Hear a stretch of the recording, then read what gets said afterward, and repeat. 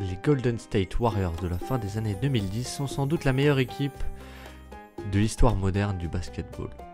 Mais s'ils avaient une armada de joueurs, ils avaient aussi une arme atomique dans leur playbook, le pick and roll inversé. Un précepte qui a fait des dégâts et qui continue d'en faire dans la NBA actuelle, et c'est ce que je vous propose de voir aujourd'hui tous ensemble. Hey yo, what's up, Playboy? How come you wearing that suit, B? For real, it's 85 fucking degrees out here and you trying to be like Pat Riley. Man, look the part, be the part, motherfucker. Alors, le principe du pick and roll inversé, il est plutôt simple. C'est qu'en fait, on va avoir un plutôt big en tant que ball handler, donc ici Kevin Durant, et on va avoir un guard, ici Klay Thompson, qui pose l'écran. Alors que traditionnellement, ce serait l'inverse. Ici, on a cette configuration. Et donc, on a bien inversé le pick and roll. Et déjà rien que cette configuration, elle a des prérequis assez forts. C'est-à-dire qu'il faut que votre big, votre grand, en fait, ce soit littéralement un bon ball handler. Donc Kevin Durant, c'est une anomalie et on peut jouer ce pick and roll inversé. Ici, Klay Thompson pose l'écran et puis il pop et vous le voyez, et ben ça lui offre un tir complètement ouvert.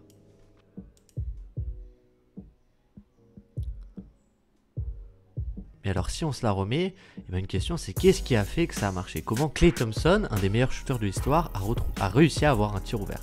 Et bien tout simplement parce qu'avec Kevin Durant, la couverture défensive, c'est de sortir très fort sur lui, de faire une double team. Donc Kyle Korver ici, il va sortir très fort sur Kevin Durant, sauf qu'on ne peut pas faire de switch, parce que sinon on aurait Kyle Korver face à Kevin Durant et ce serait une mismatch.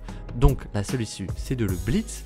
Et donc on va avoir 2 sur le ballon, Klay Thompson peut ouvrir à 3 points, la rotation est en retard et c'est un 3 points ouvert.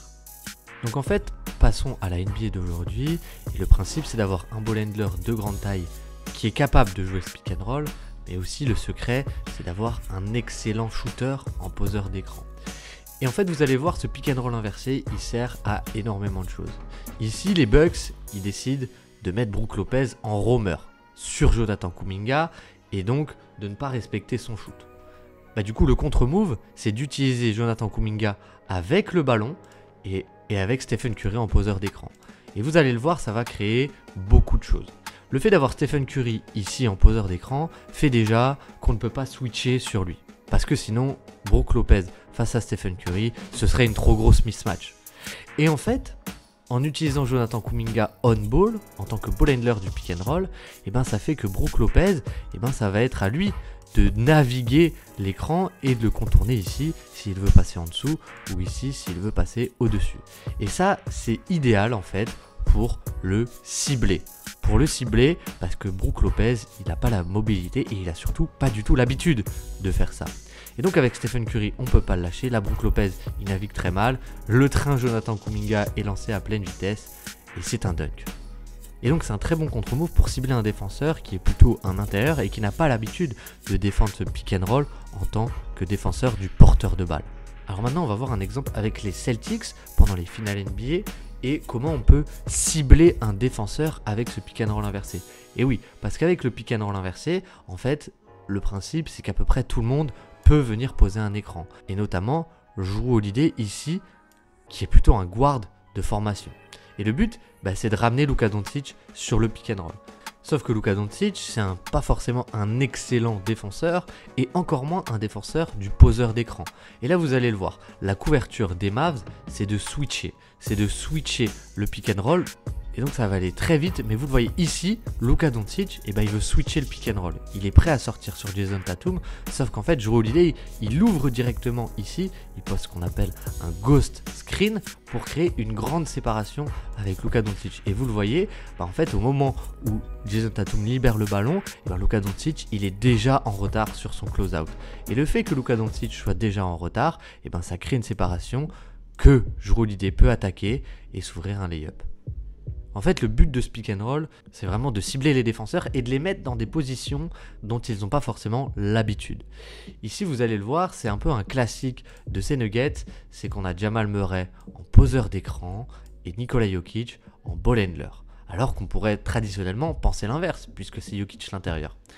Et donc, Jokic, vous allez le voir, il va prendre l'écran. Et qui est-ce qui défend sur Jamal Murray? Eh bien, c'est Sam Hauser. Sam Hauser, il ne peut pas switch sur Jokic. Et globalement, c'est ça le secret. C'est que Jokic est tellement fort au scoring qu'on ne peut pas switcher sur lui. On ne peut pas mettre autre chose qu'un intérieur sur lui.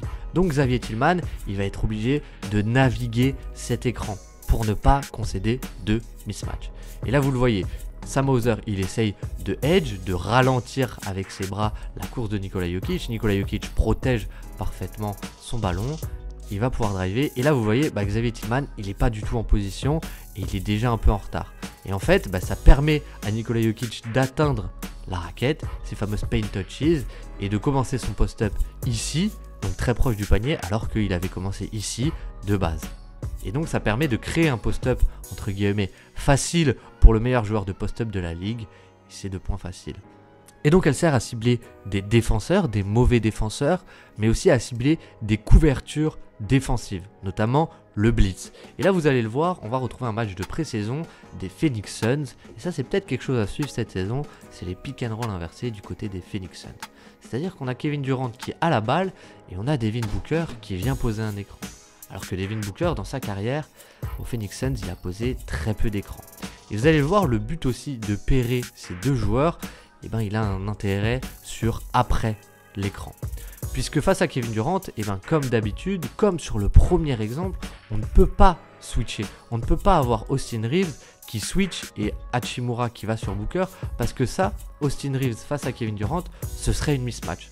Ce serait une mismatch et donc Austin Reeves sort pour le ralentir et Hachimura va revenir dessus. Et donc sur un certain instant, un court instant, Devin Booker, il va être seul ici dans la poche d'espace. Il va pouvoir jouer le short roll et en fait ça libère complètement un joueur très fort en l'utilisant on-ball. Et ça forcément, Devin Booker dans votre raquette, ça attire la rotation ici de Dalton Knecht qui était de base dans le corner. Et Devin Booker, c'est un très très bon passeur. Et c'est une passe très simple pour lui, pour Bradley Beal, et un 3 points grand ouvert. Et donc si ça sert à cibler des mauvais défenseurs, ça peut aussi mettre hors de position des très bons défenseurs. Et on va voir un exemple avec Victor Wembanyama qui aide aussi à comprendre pourquoi ce grand bonhomme est complètement une anomalie. Donc ici, le match-up, forcément, c'est Anthony Davis. Et déjà, en fait, sur Victor Wembanyama, c'est un peu comme avec Nikola Jokic, c'est qu'on ne peut pas switcher. C'est qu'Austin Reeves, ici, il ne peut pas aller sur Victor Wembanyama, ce serait un mismatch beaucoup trop évident. Et donc en fait, vous le voyez là très bien, on va avoir Devin Vassell qui pose l'écran sur Anthony Davis pour que Victor Wembanyama rentre ici sur le terrain. On a un empty side pick and roll que vous connaissez puisqu'on a vidé le corner ici. Et donc Anthony Davis, il a plutôt l'habitude d'être à la place d'Austin Reeves et de défendre en drop et attendre le ball handler. Et là, c'est à lui de naviguer l'écran. Et pourtant Anthony Davis, c'est peut-être l'un, si ce n'est le meilleur défenseur du monde. Et vous le voyez, il a beaucoup de mal à naviguer l'écran, ce qui fait qu'il est en retard sur Victor Wembanyama qui peut driver. Et donc là vous pouvez le voir, il n'est pas du tout en position. Donc Victor Wembanyama, il peut driver, ça attire l'aide de tonton LeBron James. Donc LeBron James, qu'est-ce qu'il fait? Il a lâché son joueur. Victor Wembanyama, là vous le voyez, il a attiré 2 joueurs. Et là, c'est là les progrès de Victor Wembanyama à la passe. C'est qui peut servir Jeremy Sohan, le terrible spacing des Spurs. Mais malgré tout, on a réussi à créer un tir ouvert grâce à ce pick and roll inversé. Donc voilà pour ce petit système ou ce petit principe qu'on voit de plus en plus en NBA et qu'on a beaucoup vu lors de cette pré-saison. Alors gardez bien l'œil ouvert parce qu'il y a de plus en plus de joueurs capables de jouer ces pick and roll inversés. Et la prochaine fois que vous verrez Victor Wembanyama jouer un pick and roll, vous saurez pourquoi et quel est l'intérêt derrière tout ça. Merci à vous de nous avoir regardés. Je vous dis à très vite pour un nouveau podcast ou une nouvelle vidéo. Ce sera sans doute avec Azad. Prenez soin de vous, passez une bonne fin de journée. Ciao ciao.